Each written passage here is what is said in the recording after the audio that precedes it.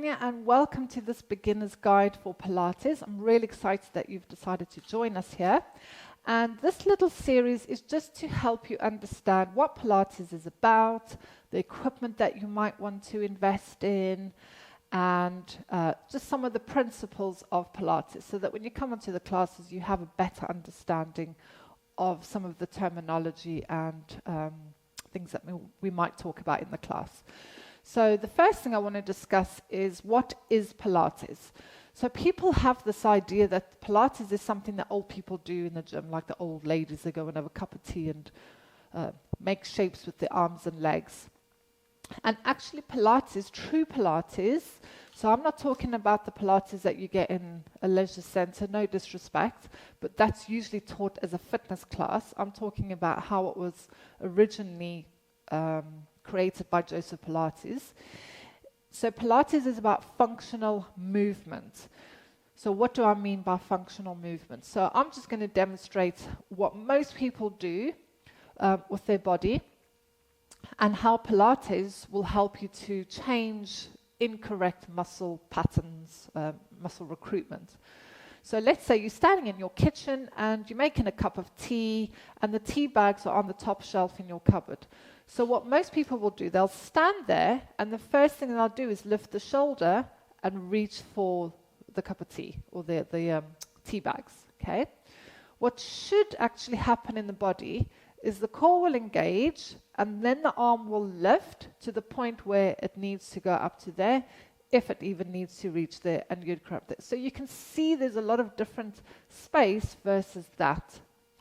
Another example would be like people sitting at a desk or driving, is that kind of shape there, so that the shoulders need to be down.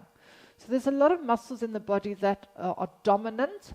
We like to call them bully muscles. They'll take over, doing jobs that they shouldn't be doing. And this is what Pilates is about. Teaching your mind to control specific muscles in the order that it should be used. And I actually personally think that Pilates is far more mindful than yoga. So I do find when I'm in a yoga class, my mind can wander a little bit, but when I'm in a Pilates class, I'm zoned into that, because I'm always trying to think, oh yeah, what's the left side doing? What's the right side doing? So Pilates is just there to teach you how to move correctly, if I can use that term, and to teach you about the imbalances in your body. So let's say, for example, so when Paul used to work in the police, he was working in the front office, like a reception area, and his desk was at an angle. So the desk wouldn't face the front of the reception area, it was at an angle. So every time someone walked in, he would have to turn his body to look at them. So you can imagine 15 years later, what happens on this side of the body would be very different to this side of the body. So he would have a much bigger range of motion to the one side and a much smaller range of motion to the other side. And this again is what Pilates does. It helps you to identify where are these imbalances and what can we do to try and balance the body out. So this is all the classes. So sometimes I might say in a class, right, find the tighter side and we're going to work a little bit on that side, because it doesn't help if you do the same on all the sides. You're never going to have that balance again. So that is what Pilates is about.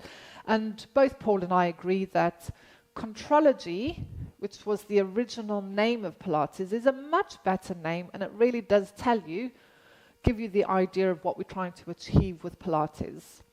So basically, that is Pilates. And I'll see you in another video. Bye.